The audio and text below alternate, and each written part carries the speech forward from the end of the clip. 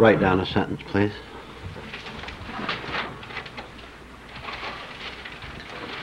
The primary cause of fear is the pounding persistence of the I thought. The primary cause of fear is the pounding persistence of the I thought. Put quote marks around I on both sides. The primary cause of fear is the pounding persistence of the I thought.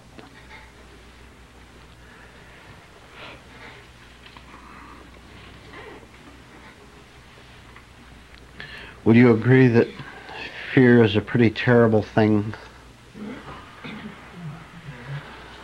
So we're going to spend the next several sessions exploring fear from different viewpoints, trying to understand it, and I assure you, I'll guarantee you, as a matter of fact, that when you understand the nature of fear, the false nature of fear, the imposing nature of fear, understand it thoroughly, you'll then know what you must do with it, which is nothing, and it will vanish. Would someone care to raise their hand and tell us what they're afraid of as a start tonight? Anybody afraid of anything? Sarah? I'm afraid of death. Afraid of death? Duffy? Afraid of aging. Aging, Yeah. growing older. Who else, please? Ellen? Death, embarrassment, people seeing my shameful thoughts, what I call my shameful thoughts. Seeing through you? Right. Joe? To a greater or lesser degree, everything. Certain things Sure. more than others. Sure, everything. Right. Did you have your hand? Not being nice. Not being nice. Not having an answer. Incidentally, just a side comment on that, then we'll go to Randy. Have you ever noticed that you don't mind being unnice, you just don't want other people to see it? Being unnice is even a pleasure, isn't it? Huh? A false pleasure. Randy, please. I'm afraid of being caught without knowing what to do. Without your usual role, Yes. the way you behave habitually, and a new circumstance throws you out of the role, and so you don't know how to behave. You don't know which of your many selves you're supposed to protect or promote. That's painful, isn't it? Not knowing how to act. And so you know what we do? We play it safe, if we're in a crowd, by acting like everybody else does. You clap at the wedding and cry at the funeral. Try doing the opposite sometime. Especially cry at the funeral. I mean at the wedding. All right.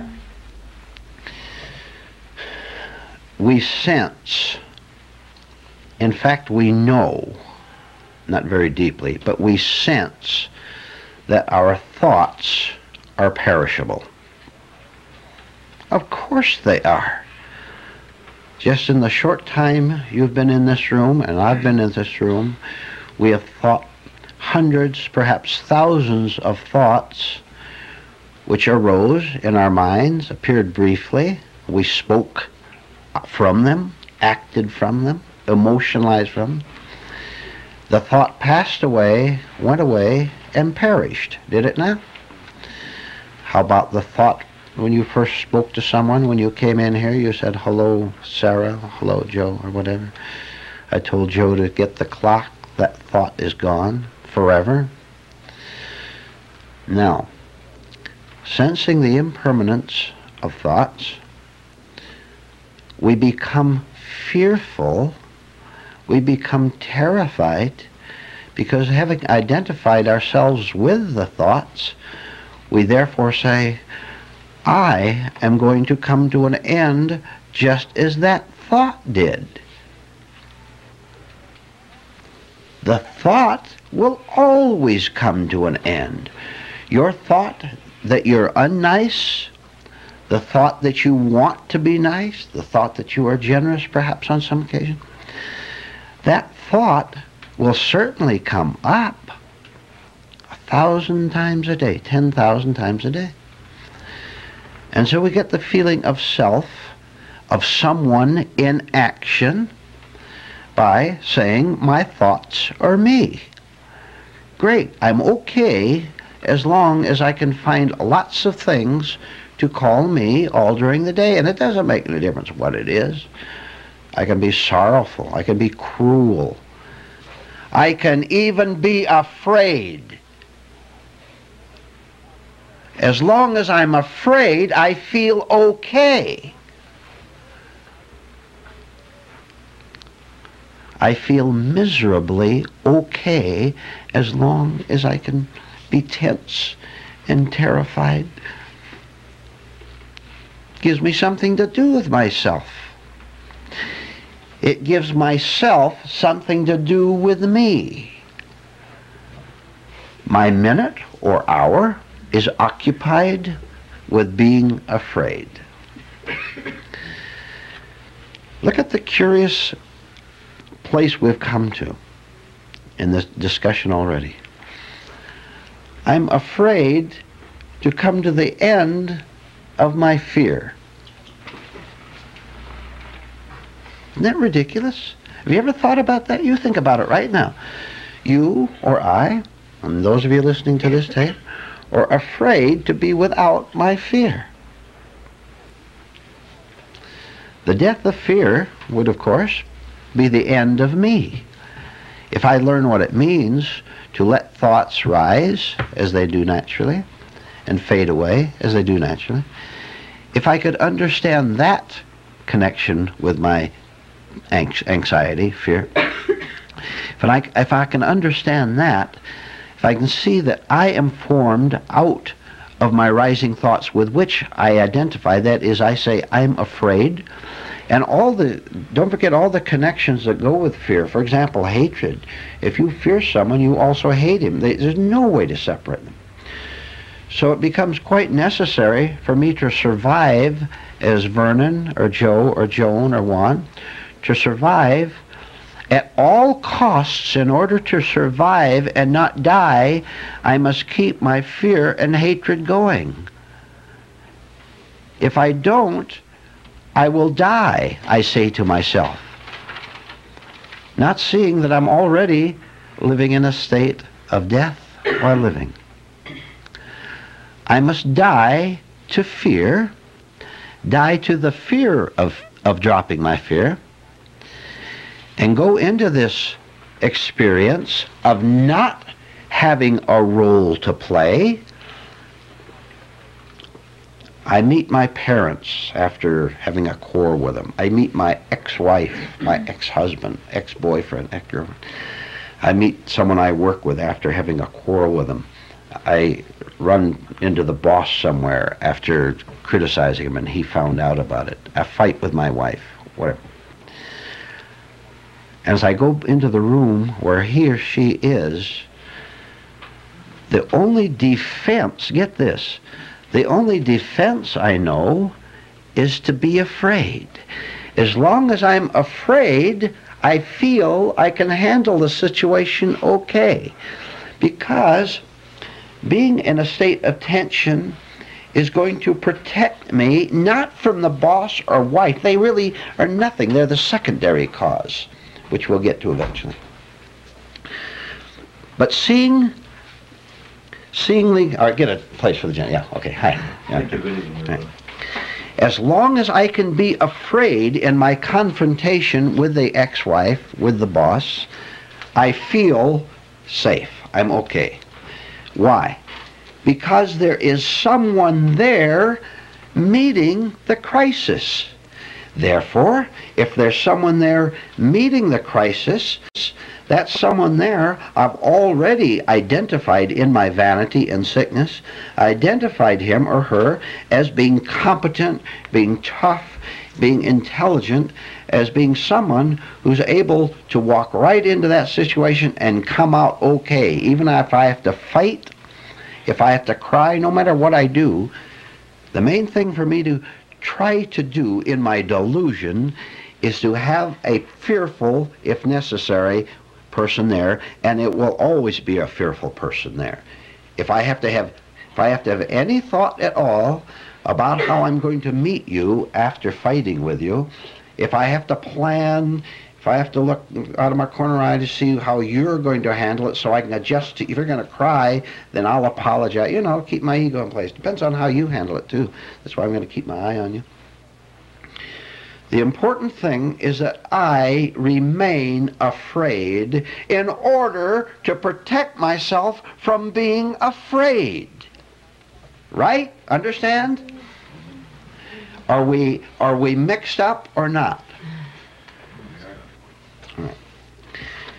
Cover for a minute the idea of secondary causes of fear. You know the primary one. You wrote it down.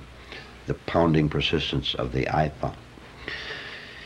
Kind of remember this classification. It'll help you think clearer, and we want to think clearer toward this subject of tension, fear, apprehension.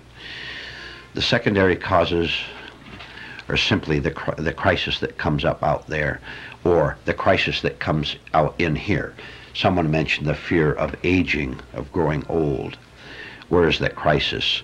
The secondary cause is seeing that 90-year-old man or woman out there just barely making it down the street and me looking at it. And then the primary cause goes into action. The secondary cause, the first initial one, which is secondary, which set me off, was my own anxiety over the fact that I'm going to someday be like that person if I should live that long. Then the primary cause of fear comes into action, that someday I won't be 30 years old. Someday I won't even be 70 years old if I should live even that long. So the primary cause comes in, the pounding persistence of the I thought. Why should you be young?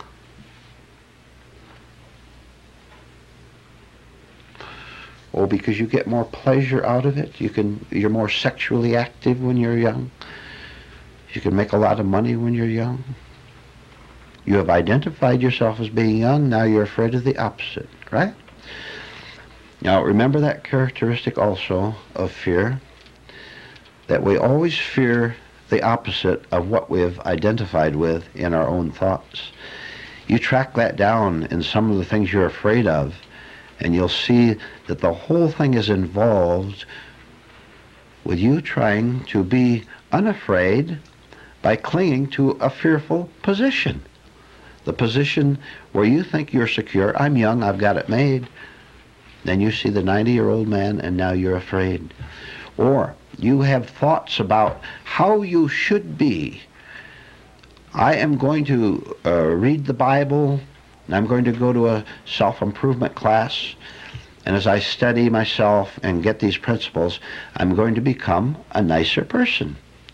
I'm going to be more courteous, I'm more patient, I'm going to be more loving with people. As I was taught, you should like people and be nice to them. It's not nice to hurt people. And so I have all these ideal images about what I'm going to be, and then quite unexplainably to myself, I just can't help but being grouchy, but being irritable, but blowing up, but thinking bad thoughts toward other people. And then I compare the way I behaved with the way I think I should be, and I'm afraid. I will tell you right now, you'll make a very sharp and right attack on fear if you'll never, ever, ever, ever think of how you should ever be in the future. Because that is one of the pounding, persistent thoughts that says, in due time, if I study long enough, then I'll change and I'll be okay. I'll feel happy inside. And then that inner happiness, of course, won't want to be unkind to anyone else, as I now am. This means, of course, that you refuse to give up your belief in yourself as your own savior. You can't save yourself. You never have. You have tried every angle you can think of. By going into thought, you're going to do this or do that. You're going to get religious, or you're going to get a new religion, or you're going to give up all religion, or you're going to put on an act, and at least that's better than nothing, to have people think that you're nice.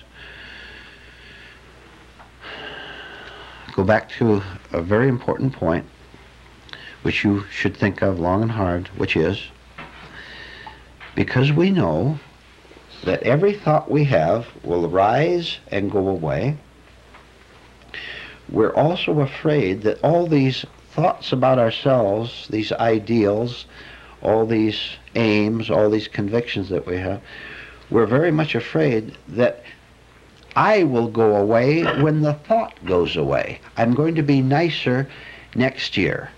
I keep that in my mind all the time. It's just a matter of time because I'm in a good study group, and maybe even God himself will help me. You don't know what you're talking about when you say God, but you throw that in. It sounds good. Sounds encouraging. And so you never do the one thing that is necessary for you to come first of all face to face with the fact that you're afraid, which would help you to understand it, which will eventually put an end to it. And let me tell you right now, if you're lying about your fears, which you are, that is hiding them, pushing them down, refusing to see them, that is a form of lying about them. If you think you've got it made, if you're smug, because you've identified with your money or your youth or whatever, that's a form of lying about your fear. And if you have too many of them, this class won't be of any interest to you at all. Because this class must have the aim of being completely honest with ourselves and see how mixed up, how scared we are, how we don't want to face those terrible habits that we have. We don't want to examine them because we do indeed sense that a close examination of them would cause us to do something we don't want to do, which is to go to work to put an end to them through understanding.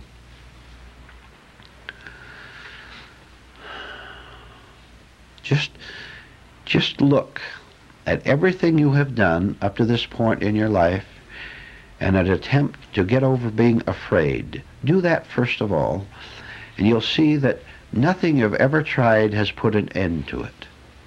You're still afraid. Why don't we really try something quite drastic, something that the forces opposing it are incredibly powerful. I use the word pounding persistence. You could say the powerful persistence of the I thought that doesn't want to give itself up. But by detecting, let me switch the thought a bit. Do you see how the devil enters into all of this? The devil being the I thought, the unconsciousness, our refusals to see what's going on inside of us.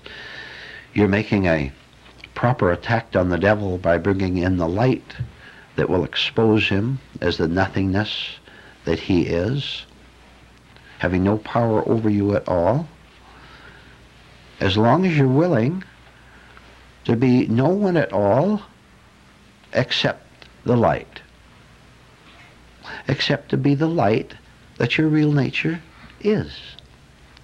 How can light be afraid of darkness?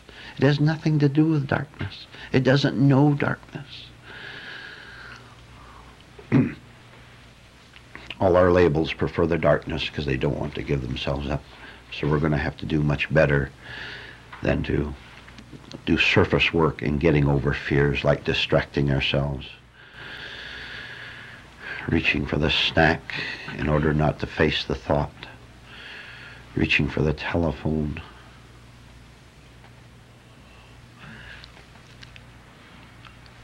How much more horrible, ladies and gentlemen, how much more horrible can you make your fears?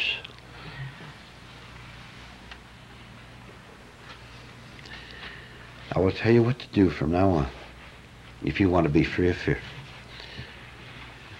You will live with it. It'll be your companion every second. If you're smart. If you're smart, you'll get up in fear. You'll go to work in fear. You'll drive the car in fear.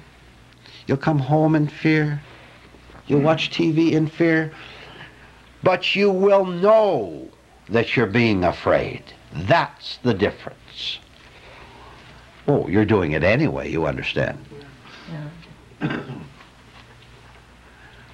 In other words, we're becoming conscious of how dreadful the state really is.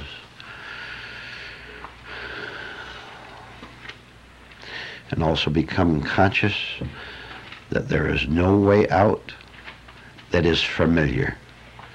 If the way out was familiar, then you would be out. The familiar can never be the way out. It's only the unknown, the unfamiliar, that can get us out. Write down another sentence, please. A lack of associations is first a fog and then a clear sky. A lack of associations, a lack of mental associations, put the word mental in there. A lack of mental associations is first a fog and then a clear sky. A lack of mental associations is first a fog and then a clear sky. All right. All our lives we have known what to do. Known what to do to get happy, known what to do to keep people from hurting our feelings. We've known what to do, how to get along in this world.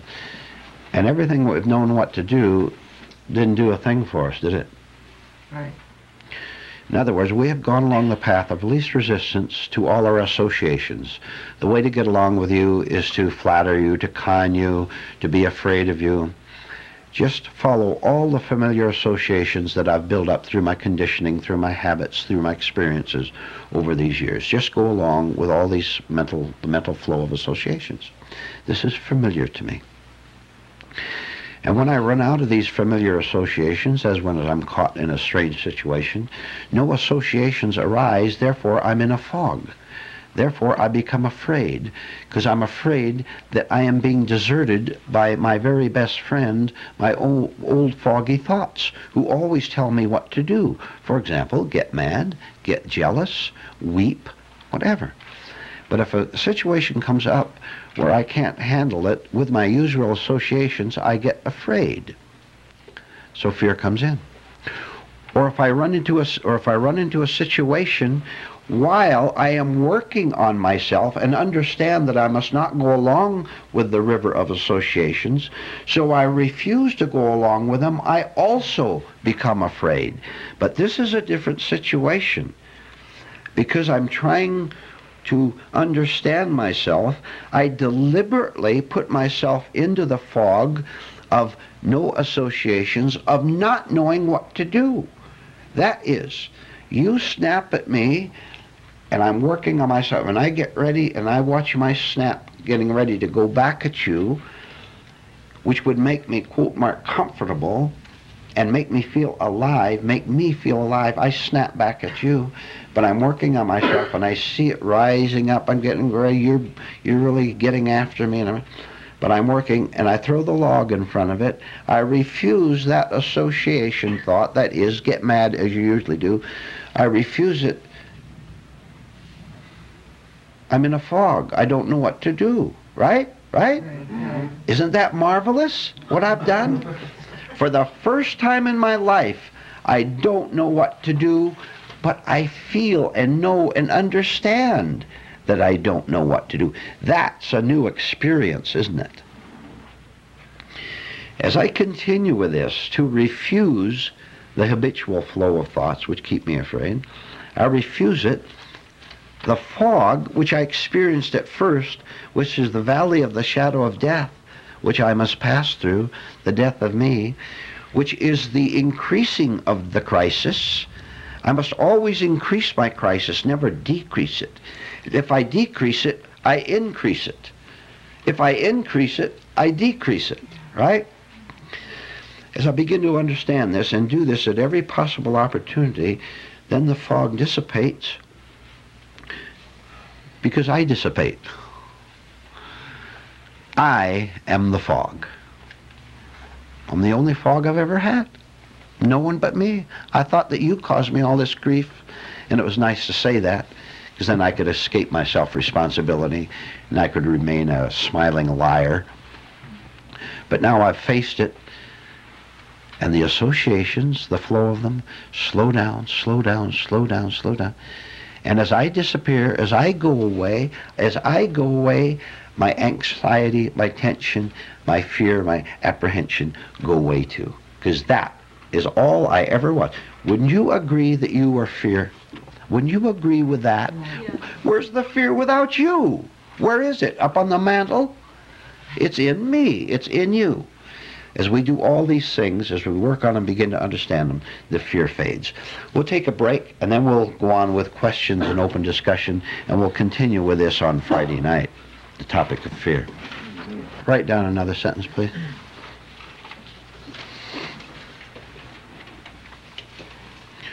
Only conscious defiance of fear will end it.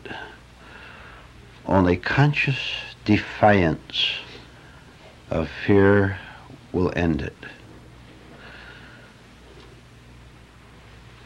Only conscious defiance of fear will end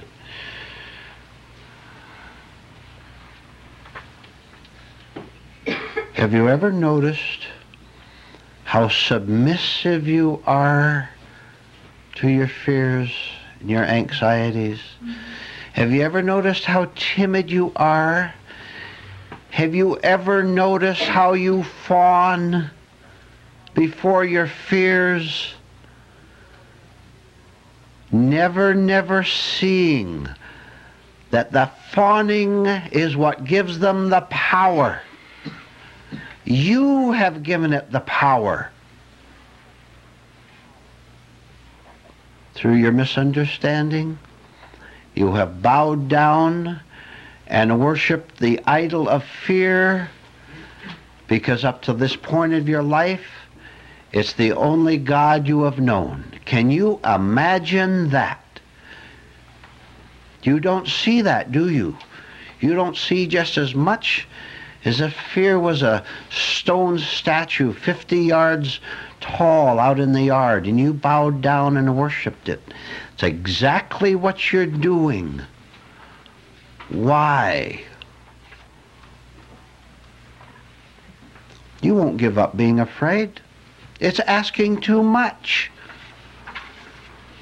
And not wanting to do this because you want to be who you are as the worshiper, not wanting to do this, you invent, or I invent, 1,000 different rationalizations and excuses for continuing to be afraid. One lie being, you have to find out what your lies are. One of them being, well, fear is necessary. We're in a very scary world. It's not out there at all. It is to the other scared person, but not to you unless you're on his level. And you both want to be scared. Then you become friends or get married. So that's 2 against the world at least, instead of 1. And now you're afraid of each other, so what have you gained? You look deep inside yourself and see where you are justifying your apprehensions.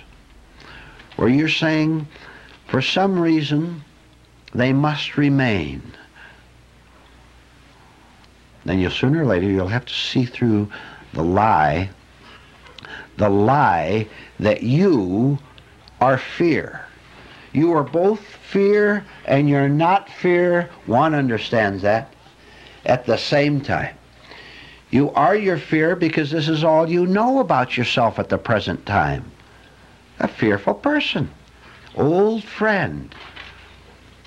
Of course, this is the friend, in quote marks, that you've known up to this point. So your friend is your enemy. Your real friend is the absence of you. Write that down. My real friend is the absence of me. My real friend is the absence of me. And I order you an esoteric order, a class order. from this evening on, to refuse to bow down and worship that tall idol of fear, which you think is a good thing to do. Because you even think in your confusion that anything you worship you can pacify, and maybe it will turn and be good to you. You are worshiping fear, calling it God, because you understand the fickleness of the mind, and you hope and pray that the God of fear which you worship will somehow turn into its opposite of a God of blessing and help you not be afraid. You were a lunatic to think that way. You were ordered to never again fawn before your fears, and the way you stop fawning is to stand there in front of it in fear and trembling without doing a thing toward it or about it or with it. Remember one of our standard sayings in this class? If you're nervous, just stand and shake. Stand and shake right in front of that idol, and that idol which you think is made of steel and hard and thick and heavy, to your astonishment, it will begin to crumble. You'll see a part fall off on the left and a part on the right and a part on the top. And it will begin to lose its fearful form. See, the devil is really quite clever. The devil being that idol. And the devil knows how to intimidate you. You're the devil, you understand. It's not out there. You're your own devil, fearing your own devil. The devil is fearing the devil. But it knows how to intimidate you, and so it has fierce eyes. If you ever see a person with fierce eyes, he's sick, and don't you dare be scared of him anymore, or her. Ever seen a person with cold, hard eyes? This is hard, icy. What was your reaction? See? You worshipped him by being afraid of him or her. Those cold, hard... And you're making them more neurotic, which is immoral, because they're getting pleasure out of seeing their reaction to you. Anyway, the idol will begin to lose its shape.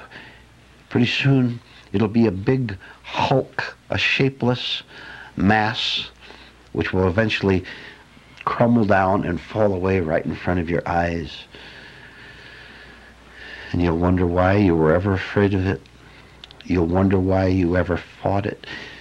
You will wonder why you ever lied and said, "I love you, stone idol." You lied and said, "I love you, stone idol," because you, being the devil too, the idol too inside of you, wanted to con it into thinking you were nice to it so it would be nice to you. But it will betray you because you are betraying yourself by wanting to betray it. Back and forth.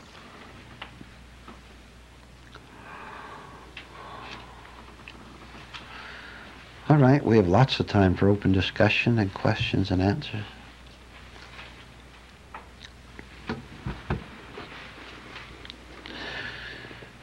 Yes, please. Is that Dottie? Yes. At the beginning of the discussion, you were talking about primary and secondary causes. And I lost you on the secondary causes. Secondary cause? All right. You give us a list. I'll start you off, and you have to work a little bit, Donnie. A secondary cause of fear is a man looking grouchily at you when you bump him in the grocery market. Right? The secondary cause is the man looking grouchy at you. Where does the fear go from there? That's the cause out there. Then where does it go? Inside you? Huh? It was in you all the time, wasn't it? Give us another secondary cause, an exterior one. It can be either exterior or interior. but try to see an exterior when it's easier. Then you can see your own interior causes, secondary causes. Anybody? Help Dottie. Authorities. Huh? Authorities, policemen, so on. Yes, someone in a uniform who can give you a ticket. See the association there? Policeman looking at me. He has one of these little things they point at your car now. That's a secondary cause of fear, the speedometer.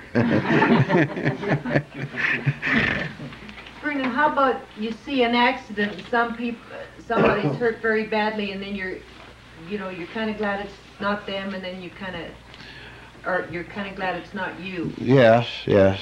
You go into a fearful that maybe it could have been you or something. Yeah. Those are the sparks that set off the dynamite of the primary fear. Dottie, yes, please. Secondary causes can be either exterior or interior. Yes, they can. But the primary cause is always interior? Is always what? Inside you? No, the primary cause is always inside you. Yes, excuse me, huh? Always has to be. It's your fear. Where else is it going to be? How about being caught in a false position? Okay. Out socially somewhere, maybe someone catches you. Somewhere you shouldn't be. Yeah, all right. That's the exterior cause, the secondary cause, isn't it? Then it goes to the primary one. Oh, I got caught. An incident happened to me today. A man threw out a question, a mechanical question. He said, "What's new with you today?" And I felt the mechanical answer come up, and then I refused it.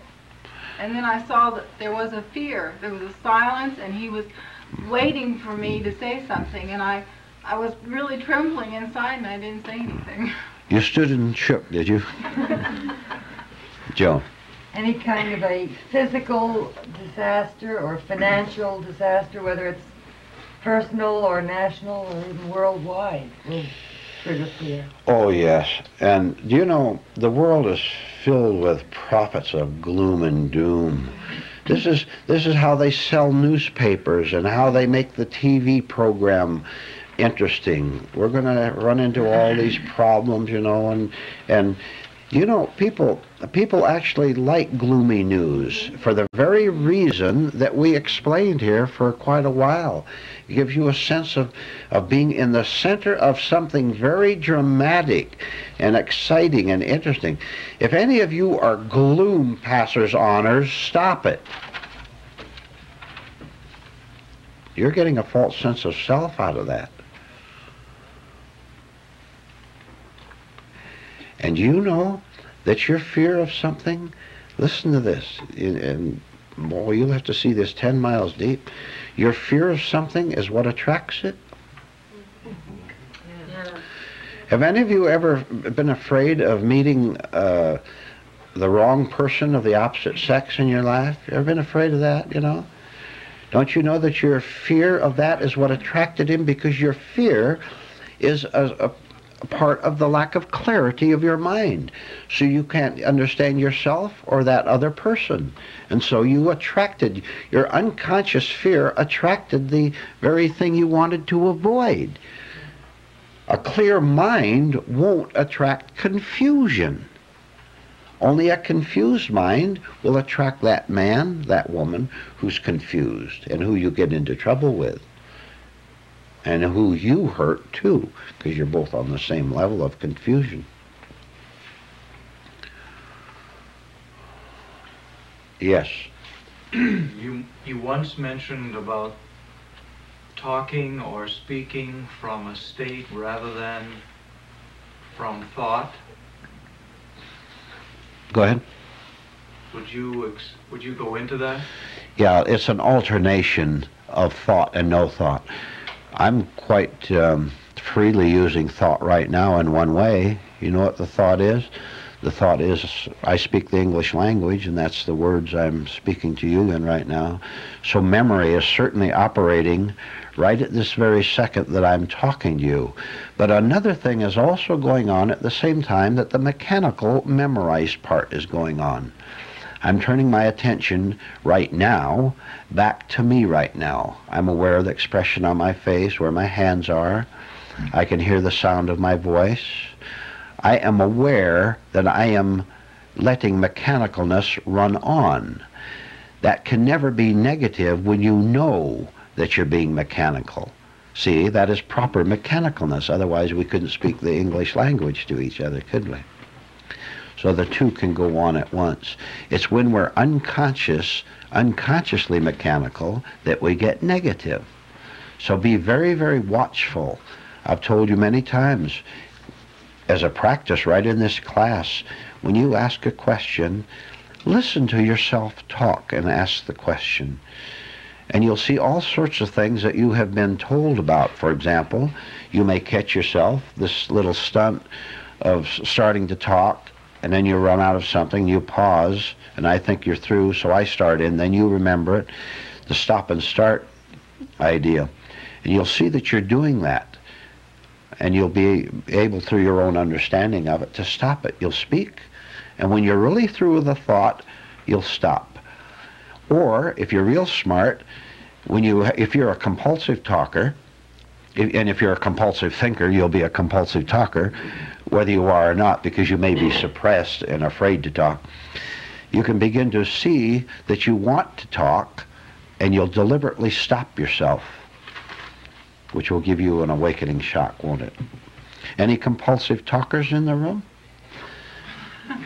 Any compulsive thinkers in the room?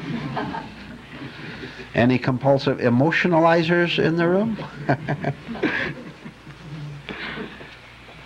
What about compulsive non-question askers? Yes.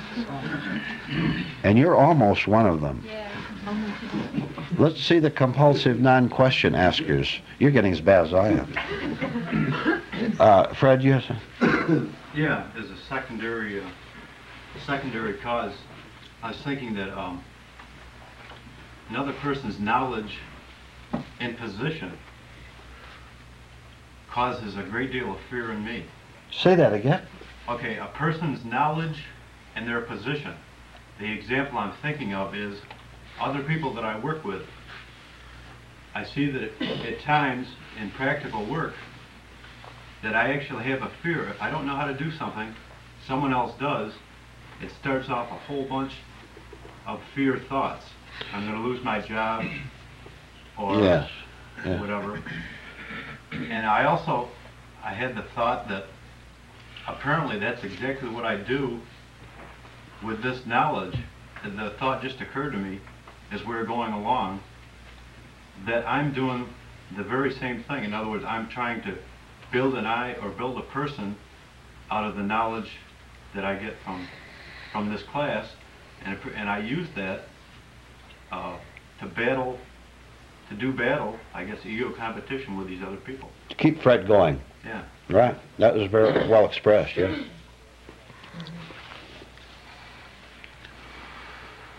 Why don't some of you who don't speak up defy that 50-foot idol and speak up? And if you're lucky, if you're real lucky, you'll ask a dumb, stupid question,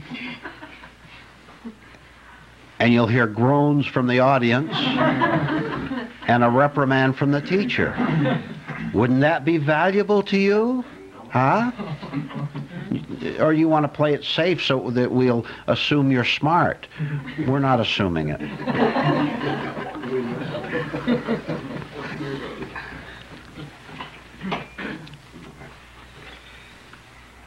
Since your talk, I don't have any questions. You telling me how not to do it, I don't get no questions. Oh, no, I don't understand.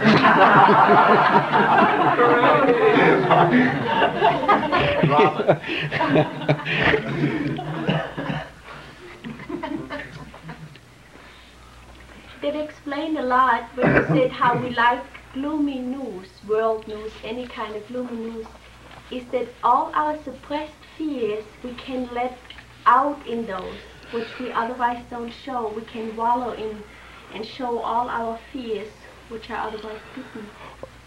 Yes. We love to feel our emotions.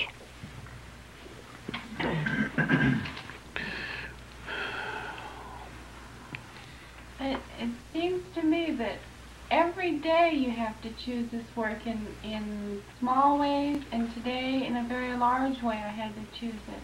But every day you have to make the decision Yes. for it. Eventually it'll come down to every hour, won't it? Then every minute, then every second, won't it? Yeah. Won't it? You have to choose every second whom you will serve. That steel idol out there, or the truth itself. Until the time comes when you see there's not even a you to serve the truth. As long as you think there's a you to serve the truth, you're serving the idol. But when you choose it, every time, not every time that you do, you gain a little strength from Yes, it. I should say you do, and this is what we're trying to do. Is to get 1 ounce of strength a day, extra, added strength a day. The thing the devil fears most is you doing what you don't want to do by working in any one of these hundreds of ways you've been told. That's the one thing the devil fears most of all. You putting these things into practical application every day, every hour, every minute.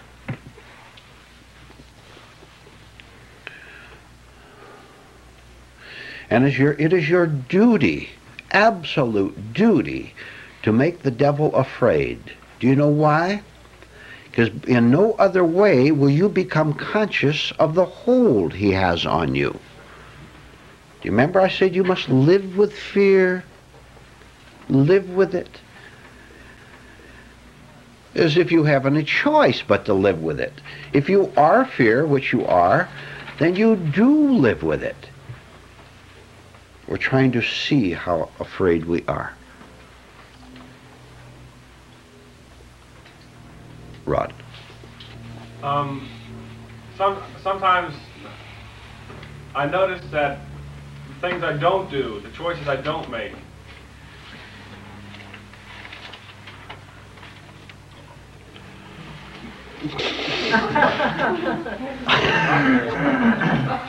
I'll continue next week.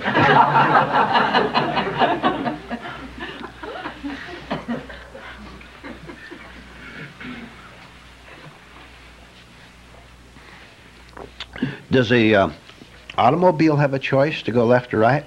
No. Do you think you have a choice as to be good or bad? No. Does a human machine, have a choice? All you can do is watch very, very carefully and see that you are a machine who has no choice whether it goes left or right, because it's hurtling down that hill and subject to that rock that hits the left wheel and sends it over that way. It's subject to hitting the curb on the right that sends it off that way. It's subject to the tree it bounces against and goes off that way. As we live now, only on the intellectual level, the intellectual level is the prey of accidental forces. And these accidental forces are both out there and in here. What I think could be an accidental force if it's a negative thought. Another accidental force could be the world out there and how I react to it, watching the news. These are all accidental forces. And this is why we walk into traps, because we're asleep thinking that we're conscious. We walk right into them and say, why did this happen to me? It happened to you because you sleepwalked right into it. We're trying very hard here to raise ourselves above the law of accident, which is above the law of the intellect.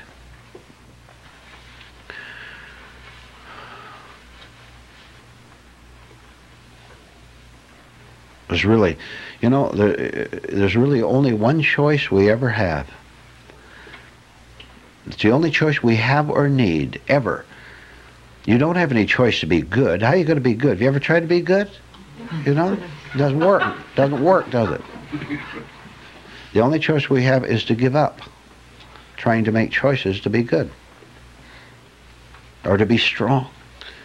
Give up your so-called decision that you're going to be spiritual.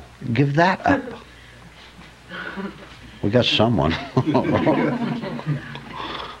Now, when you succeed in giving up trying and something other than you takes over, then do you have a choice? No, there's no need for it. Does God have to choose anything?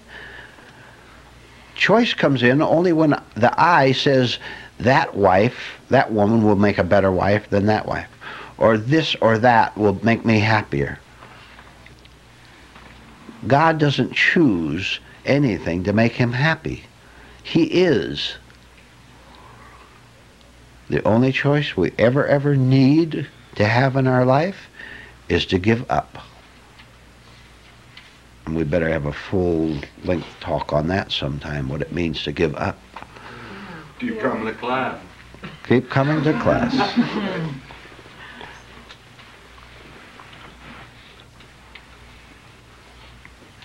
Zena. That cliche, you know, when the student is ready, the teacher shall appear, is that just, you know, a nice saying, or is there any? No, that's really quite true, Zena. But of course, the teacher doesn't necessarily have to be a physical teacher. The teacher can be the truth itself. If you don't have anyone to teach you, but you really want the truth, God himself will take over. And that's all he's doing anyway through the teacher.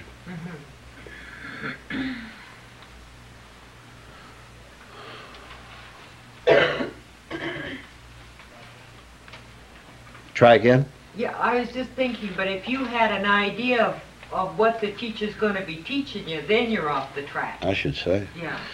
You just want him to confirm your own beliefs, or to be like your image of what a teacher should look like, act like.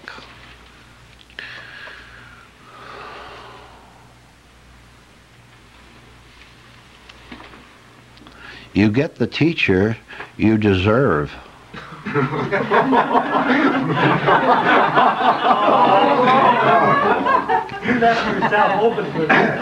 Figure that one out. What about the teacher getting the students? What was that, Jim? I said, what about the teacher getting the students? Yeah. Do you mean to say I asked for this? I better examine my choices.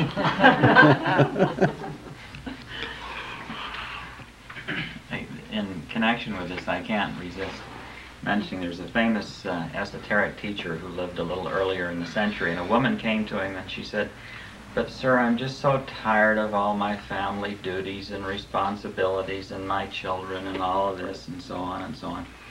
And he said, "Well, isn't that interesting?" Because he says, "You know, I came to this very place to avoid having exactly what you're talking about, a family and all the responsibilities." And he waved his hand around and he says, "And now look."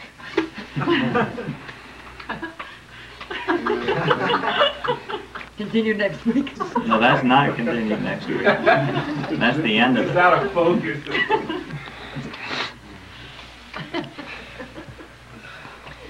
This came up a long time ago, but when we were talking about fear, someone said something that I think about every now and then. The fact that this person was afraid of his or her own mind. Oh, yes. Which is maybe one of the biggest fears. Well, aren't you afraid that you're going batty? Well, you know. Dorothy. Quite often, when I'm getting ready to come out to this class, I'm almost overcome with fear. No, really. In this class? When I'm getting ready to come out to this class. You get afraid. Yes, it's like I have to force myself. You've ever examined it? To a small extent. Is there a part of you, Dorothy, that resents coming here? Yes. Uh-huh. And the rest of you too, every one of you. What part do you suppose that is? It ain't God. What? It ain't God. That isn't very grammatical. Well, maybe it's the part that you're thinking, gee, the rest of the world isn't coming out here, the rest of the world is going on, you know, and there's only a small part that comes to this class. You think, well, gee, what am I doing here? It's unfamiliar or something.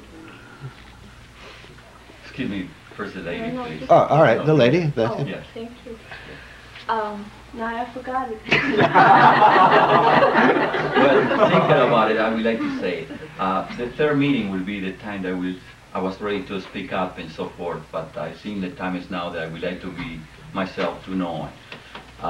Myself, I come into this class, and the first day I learn very greatly. I meet here a man,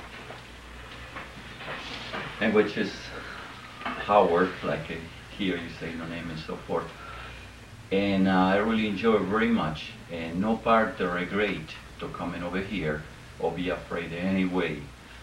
This I say that one because I feel it, and here supposed to be say the truth and nothing but the truth.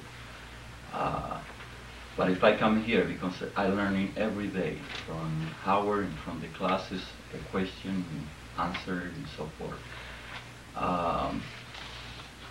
Furthermore, I would like to say that I enjoy very much to be here, and I'm learning very much. I don't write my book because I never like classes. I got very fair education, and I don't like the classroom. But here, like it, Howard, you say too, it's open-minded, and I don't like to write, but I absorb everything so good that I compute almost everything I learn here. I take the good part, and I really learn very much indeed, and the briefly time that I spend in here. All right, all right. Don't feel guilty about not writing things down. Maybe you'd rather give your full attention to listening. I really do that. Whichever is best for you, for yourself. All right, you got it now? I got it. You got it. As long as you don't call me a lady anymore.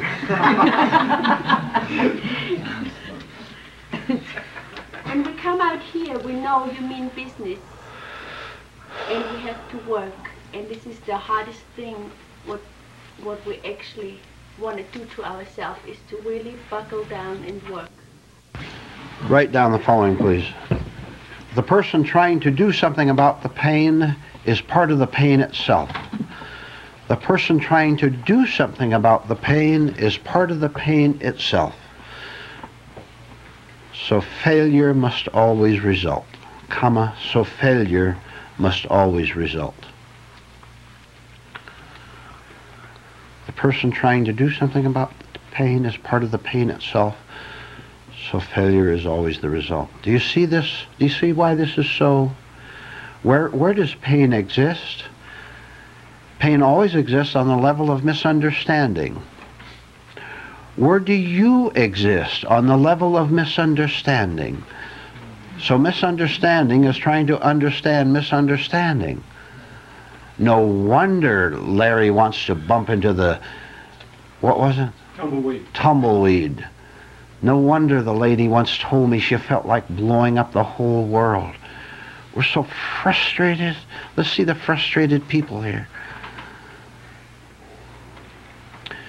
Because you're trying to do the impossible.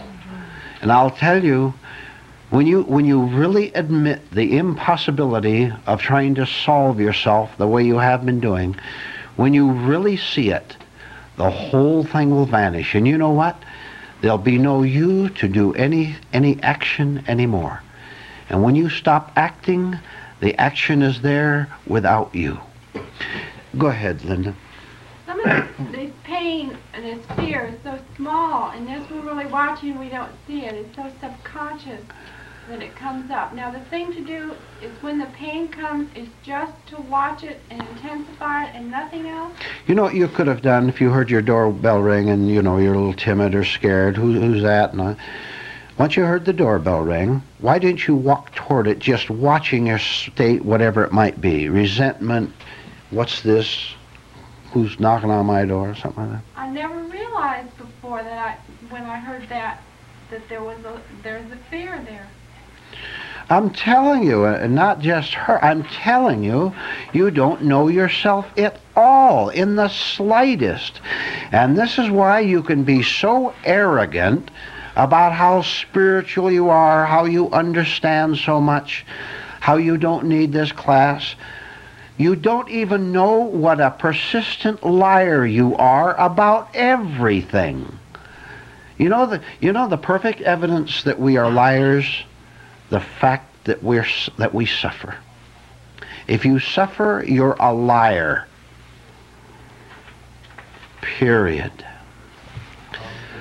Do you understand, by the way, that I was well aware of what was happening? You thought I forgot that it was 7 o'clock and I was supposed to stop you people from coming up and give you a nice little talk?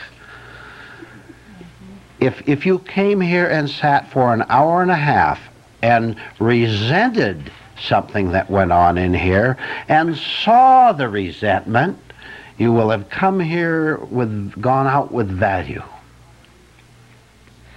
You want a routine, a nice set little talk, the man in command up there.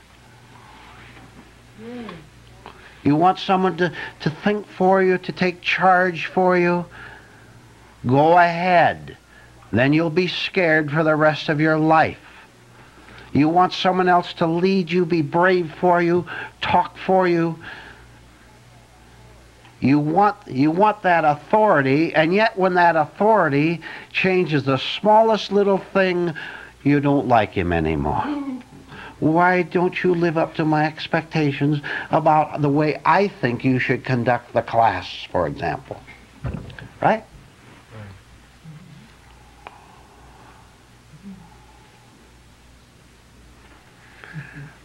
It's very good for me to sit here and look out and know that you want certain things because you've had them before, nice half-hour talk. Just sit here and not give it to you. Knowing what you're thinking. You have your notebooks out. Oh, I don't want to write down Larry's dumb fact.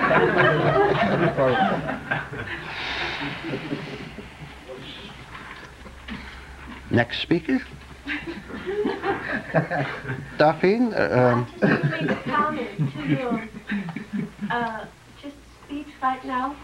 This is what we battle all day long, that our eyes are reaffirmed, that everything leads up to what we expect out of the day.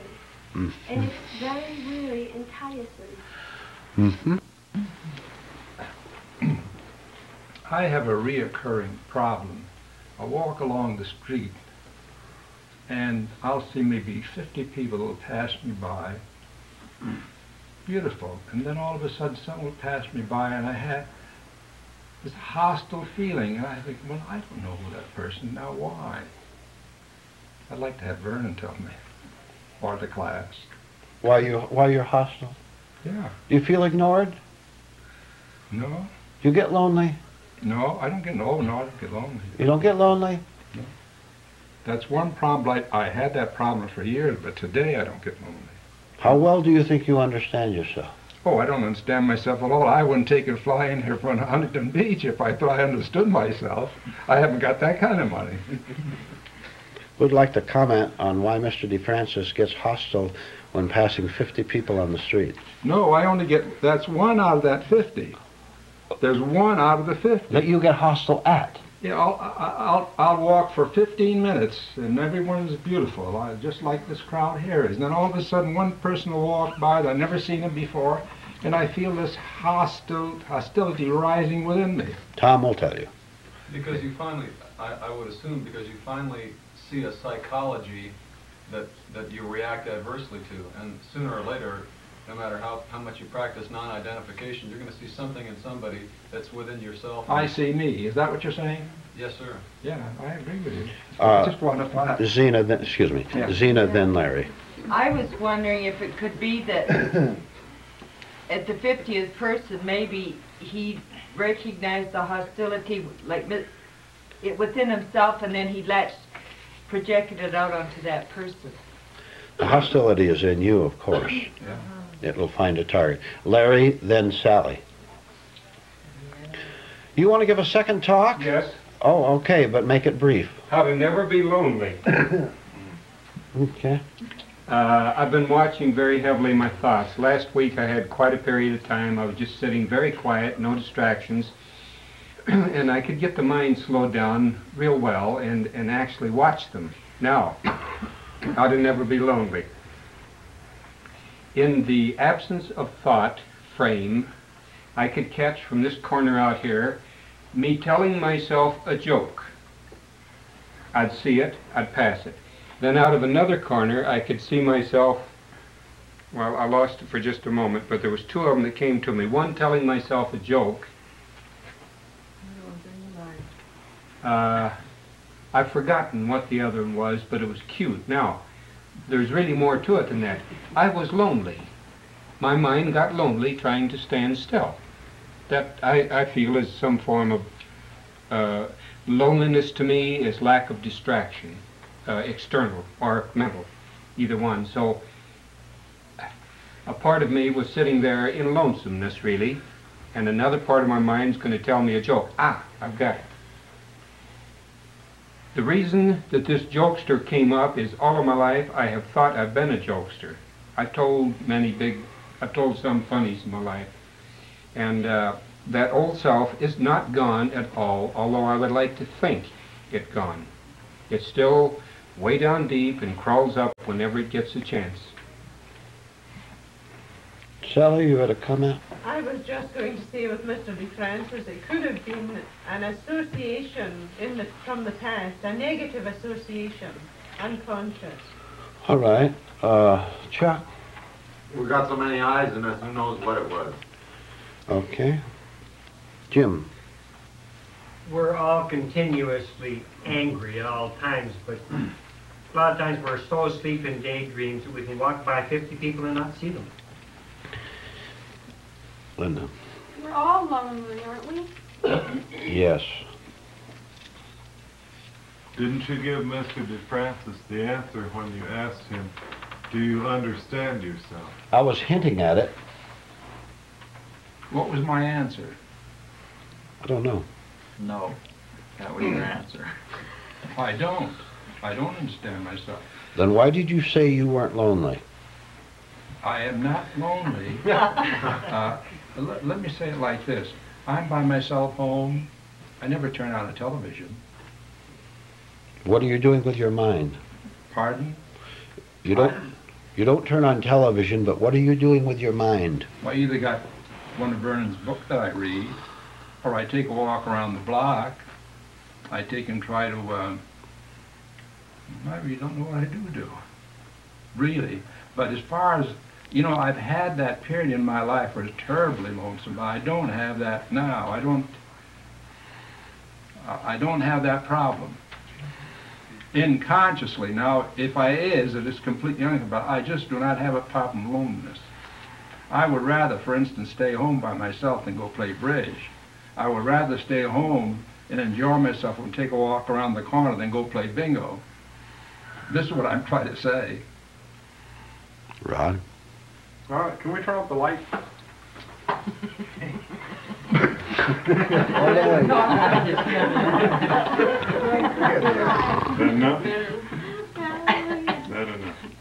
Duffy? Can I say something again? Yes, go ahead. Go ahead. I go quite often to a dental office, and it seems like the person who works on me, their life was always under control. And the last few times I noticed a great sensitivity in a person who before was very fun-loving and joking. And this time I was there, and I could feel that the person was very uncontrolled. She barely held herself together. And it finally popped out. I'm getting a divorce. And all along I felt this great emotional stress in that woman. And for the first time in my life, I really felt this and felt no need to contribute more to her misery by not saying anything to it. Mm-hmm.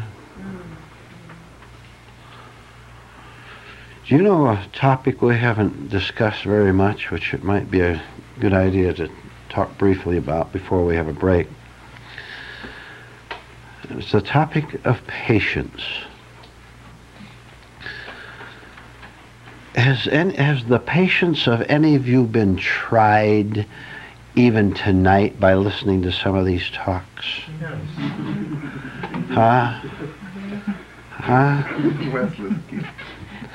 Do any of you think that some of the speakers here are bores? Come on, you can admit it. Do any of you think you might be a bore?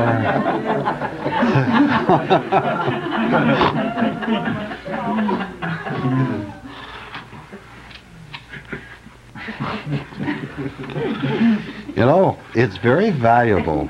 The biggest bore in this room, you think I'm going to say a name, don't you? You're hoping I'm not. The biggest bore in this room is the most valuable person to you. Right? Right. When is he going to stop talking about himself? You know, and at the same time, or she, you're watching your own reaction to it, and you refuse to get negative over that, who is indeed a crashing bore. We're not going to lie about it. If you're boring, you're boring. Well, we found the bores. Who are the brilliant speakers in the room? Let's see the hands of the brilliant speakers. Joan, are you a different speaker? No, I'm pointing at you. Let's take a 10-minute break. All right, write down a sentence.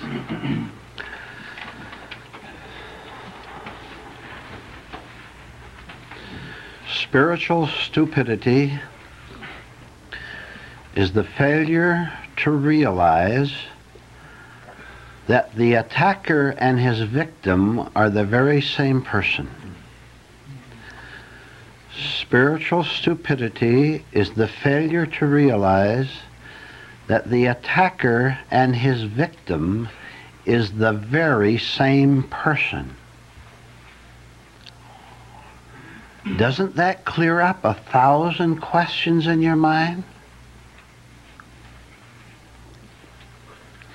Don't you know that you never attacked anyone on earth except yourself?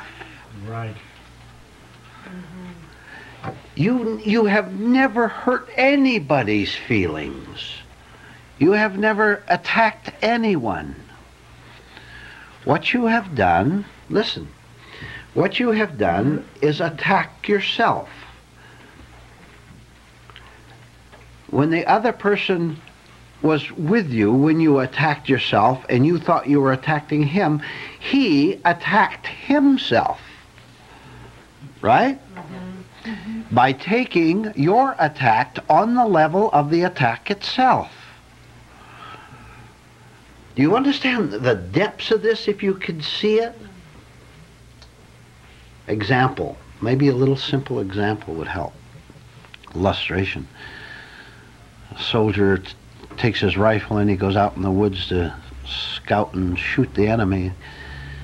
And he goes out there and the bushes are thick and it's kind of dark at night. And he sees another soldier creeping up toward him over there. And he fires and wounds a soldier and finds out that it's one of his own, soldier of his own army. Don't you see every time you shoot the rifle at all, you injure yourself? We've tracked down this odd behavior many times, but maybe we'd better go over it again. When I attack myself, when I bayonet and shoot myself, it's because I love being wounded. It's a marvelous feeling to be wounded, because I'm the wounded soldier. I'm persecuted, for example. You persecute me, and I even find ways to invite you to persecute me by continuing to live with an idiot like you, which makes me an equal idiot. Spend the next 6 months trying to understand a phrase which you heard when you first came here, which may be new to some of you. And that phrase is false feeling of life. Every time you injure yourself, and all injury is self-injury. Every time you injure yourself, you like the thrill of it.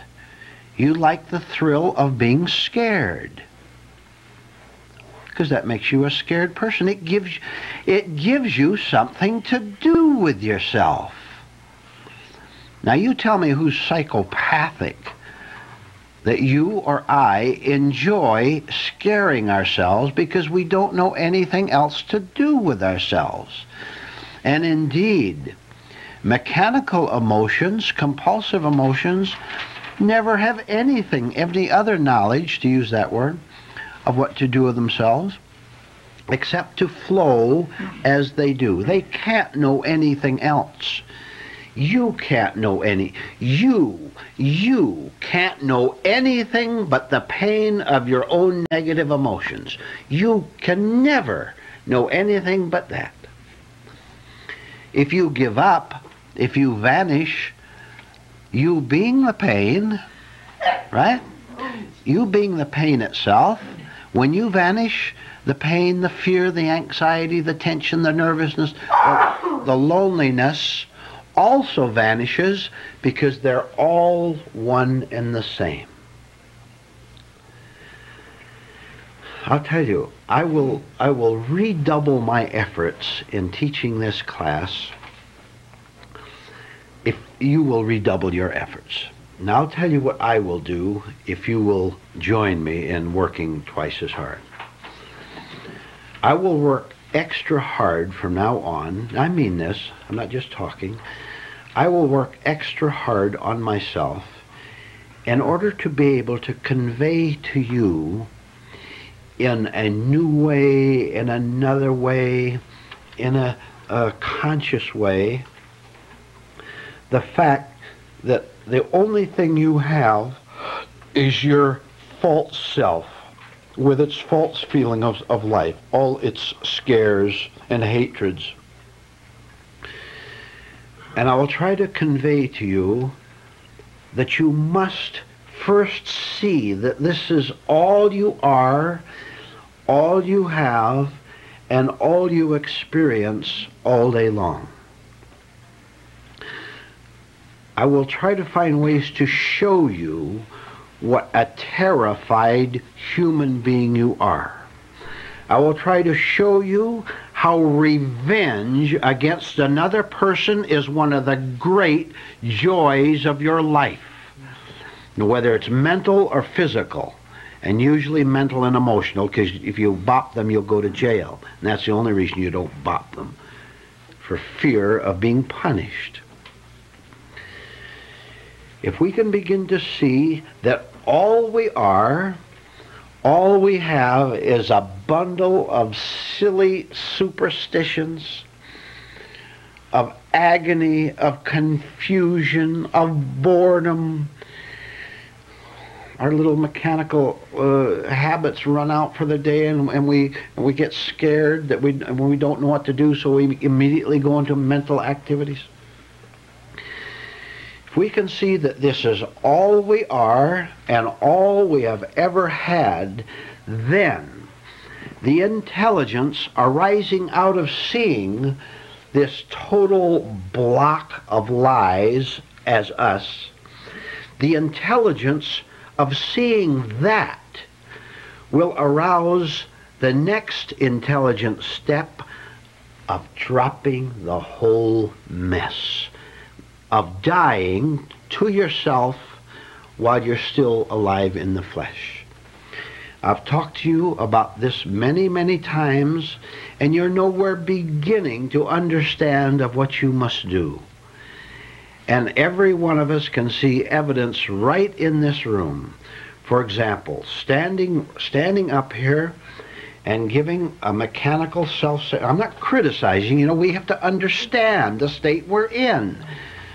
Sarah said something very good during the break. Something like, if we could catch ourselves right in the middle of boring someone, catch ourselves right in the middle of it and stop it, that would be a shock that would reveal that we're a crashing bore to other people, thinking that we're fascinating them, and even want applause after them. if we could give us that little shock, that would show us what we really are. The other person isn't going to do it. Never mind him. He's going to bore you. He's going to use you. He has no conscience any more than you and I have when we bore other people. But if we could give ourselves that little shock, that would be the intelligence we're talking about.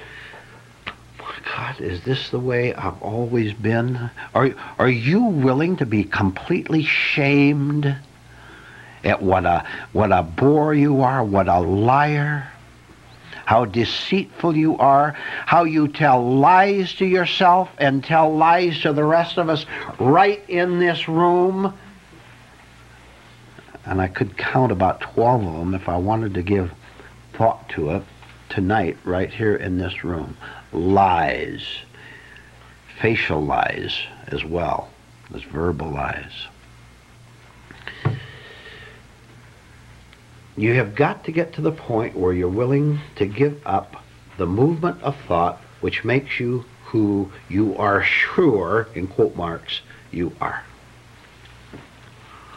If you won't give that movement of thought up, the movement of false emotions, false feeling of life, then you'll just have to go in the squirrel's cage of mechanical living for the rest of your life, going on in this circle, driving yourself nuts.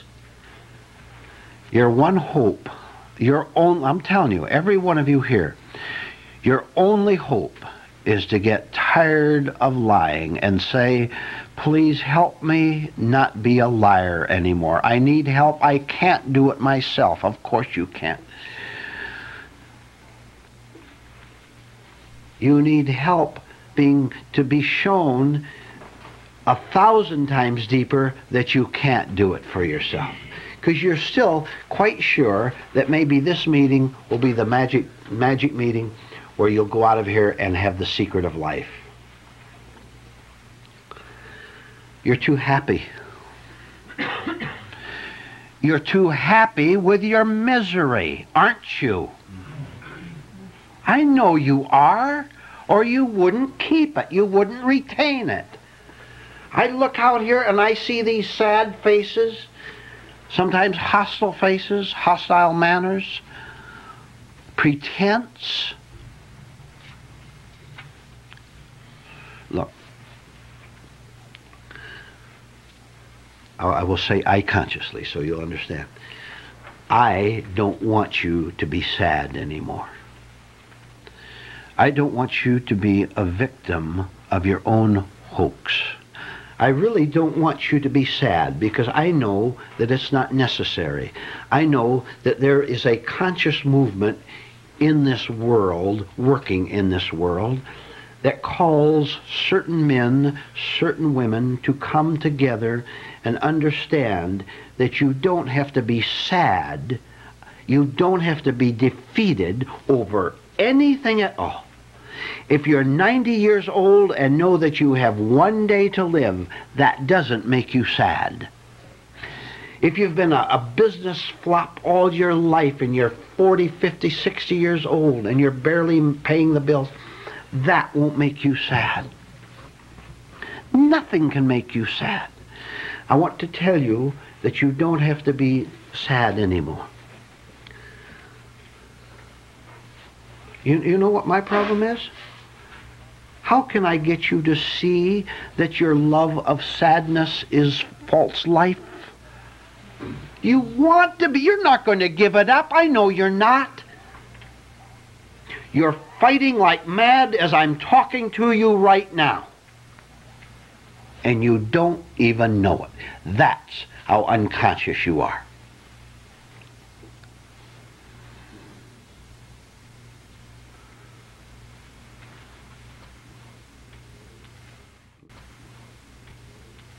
When you review your day, just today, and see how you behave, and at the same time, if you can see how you behave and see that your behavior causes you suffering, causes you pain, and you can say, God help me, I'm not going to love being miserable anymore. If you can say that with 1 ounce of consciousness, you've got it.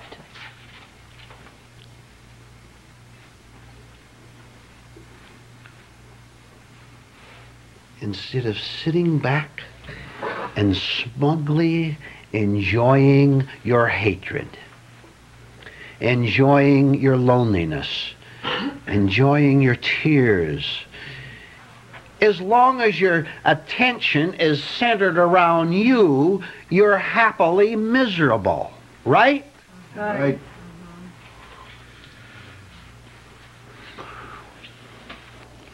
It's going to take a team of 5,000 cosmic horses hitched together to tug you away from who you assume you are.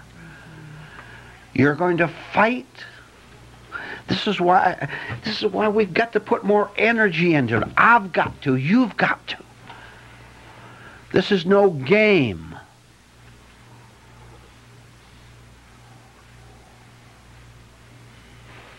I'll tell you. You want to be happy? I'll tell you how to start. I'll tell you how to start being happy, authentically happy. Every day when you get up, you determine that as weak as you are, as dumb as you are, as unknowledgeable, as hypocritical, as lying as you are, you're going to this day do the best you can to understand these principles and put them into practice. That decision in the morning will start the morning off right, and it will make you happy. It will make you happy because it is happiness. To say sincerely and energetically, I'm going to learn today, is happiness itself. You don't have to do anything. The very decision, I'm going to work, is happiness. And you'll see it for yourself sometime. And if you want to double your happiness, double your resolve to work. Triple it. Quadruple it.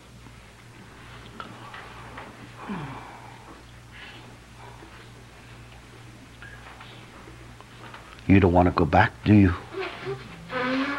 You don't want to go back to the old ways, do you?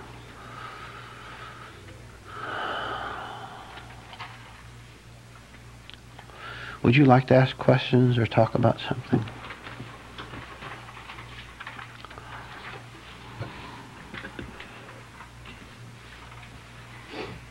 Vernon, when we get up and talk, like on Sunday morning or like we did tonight, and then we say, and I consciously did that, or, I consciously was aware of my feelings. Are we really, or is this, at this point, sort of a lot of imagination mixed up with maybe just a little tiny bit of awareness, maybe? You're quoting your memorized lessons. Am I? All of you are. Every one of you who stood up here talked in your sleep without exception. Every single one of you. And the rest of you listened in your sleep. That suddenly strike you? Took a little time. Zena.